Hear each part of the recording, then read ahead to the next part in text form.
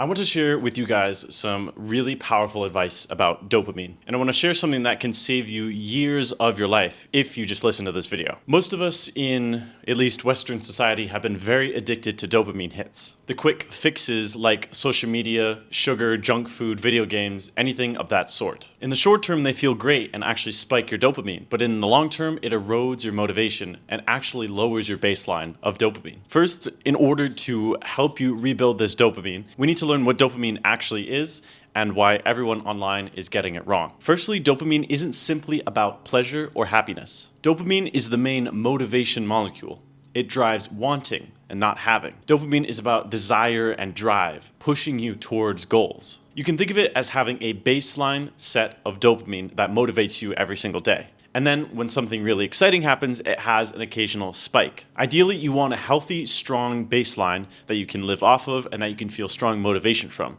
And then occasionally when you do something really great, you get those high peaks in dopamine. But what is a baseline and what is a spike? Your baseline is basically just your everyday motivation and mood. Everyone has it. It fluctuates with sleep, nutrition, mood, stress, and even previous activities. Dr. Andrew Huberman's research indicates we have a baseline of dopamine and it can spike or drop based on various actions. In other words, the highs and the lows that you feel every single day are tied to your baseline level of dopamine. Then there are these spikes in dopamine, which is also called phasic dopamine. These spikes in dopamine are bursts of big reward, and you get them from exciting events. Think winning a game, eating a delicious cake, or even watching your favorite show. Sparks are fun and healthy, but they must be managed. Think of it like you have your baseline level of dopamine, then you have a spike, and then as that comes down, it sort of has to correct. And so it goes down below your baseline before, after eventually a couple hours, it reaches back up to your baseline. But if you have too many of those spikes continuously,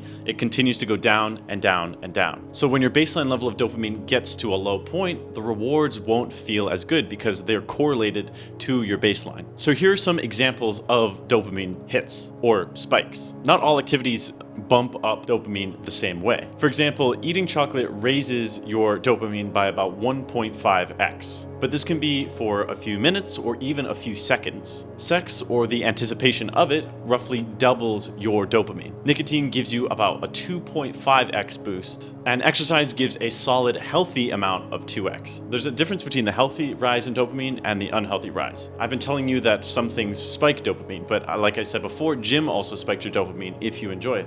But the thing about gym is that when it spikes, it doesn't go below the baseline. It goes up and then it gradually goes down. It's just for those big spikes that you have to compensate for and go lower below your baseline. And then on the extreme end of stimulants, amphetamines can actually reach spikes of up to 10x your normal amount, which is why they are so addictive and dangerous. So if you keep doing things that spike your dopamine, you're going to need bigger and bigger hits to get that same amount of pleasure from that thing you once had. If you're already chasing easy dopamine, your baseline tanks, and that's why simple things in life don't feel good and even fall flat.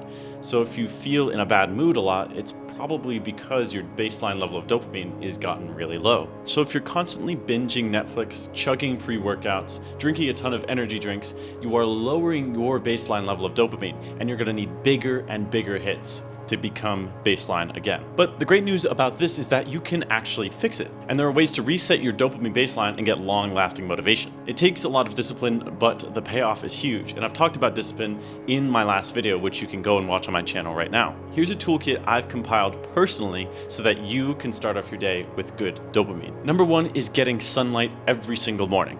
About 10 to 30 minutes of sunlight every single morning gets your circadian rhythm going. Your circadian rhythm is basically the wake-sleep cycle that your body goes through every single morning. As soon as you wake up and the rays of light hit your face, your internal clock sets a time for about 16 hours to when at night it will release melatonin, which will help you naturally fall asleep better. So if you get 30 minutes of sun exposure every single day, ideally with a walk, it naturally releases dopamine and actually sometimes even ramps up the genetic machinery that helps you take in more dopamine. The next is cold exposure. Yes, I know this sounds hardcore and a lot of people don't want to do this, and a lot of people watching this video will not do it.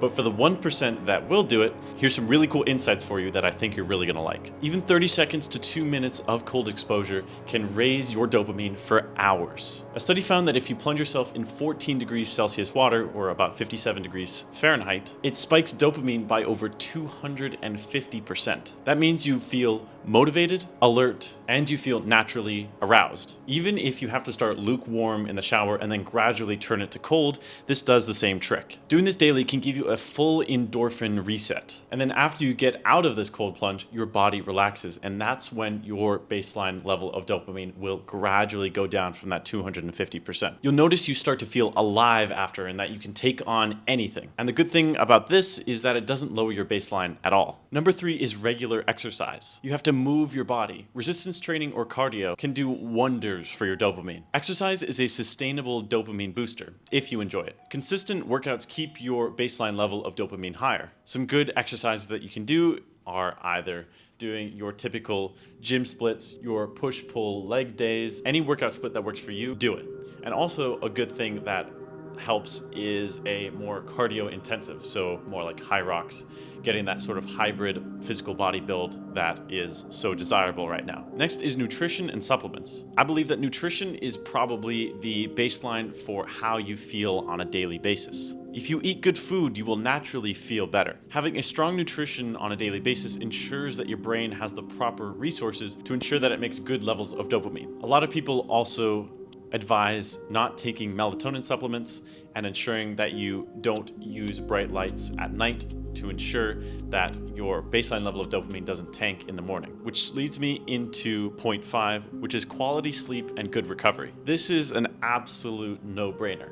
Sleep is the foundation for basically everything in life. Make it a priority to aim for about 7 to 9 hours of sleep per day. If you want to learn more about sleep and more about living healthily in general, some YouTubers I would suggest are Andrew Huberman. He does a lot of scientific research on sleep, and also Brian Johnson, who is the longevity guy that you see all over YouTube. He has some really, really good tips about sleep and nutrition. But if you skip sleep, no amount of cold plunges or workouts are gonna save you from how you're gonna feel in the morning. Point 6 is gratitude journaling and mindset. You should shift the way that your brain rewards you. So every single day, you should try to write down 2 to 3 things that you're grateful for every single day. This practice actively activates your brain's dopamine receptors and makes you feel good in general.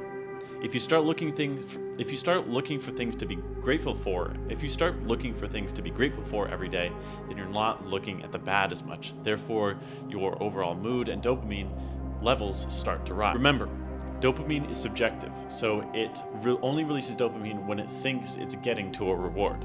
So you can actually train it. Sometimes deliberately don't celebrate or give into bad habits, because then it will start to train your dopamine the other way, towards the good habits. And finally, point 7 is limit the junk. Finally, you have to put limits on easy stuff. Again, this goes back to discipline and limiting yourself to getting the better life that you've always wanted. Again, I have a video of that I just posted. You should go check it out. But you should decide today whether to check social media 10 times, or maybe just check it once or twice. Or maybe don't even use pre-workout for every single session of the gym. By reducing these quick spikes of dopamine, you give your brain a chance to reset. Your baseline level of dopamine will start to climb, and you will actually enjoy everyday life. But look, we're all guilty of getting those quick hits of dopamine. And I'm not trying to shame anyone into it. In fact, I'm trying to relay all of my struggles with everyone else, because I've fallen into the trap of quick hits of dopamine with procrastination, with social media, anything having to do with dopamine, I've basically fallen into. And I'm not proud of a lot of them. And the truth is, it was stealing years away from me.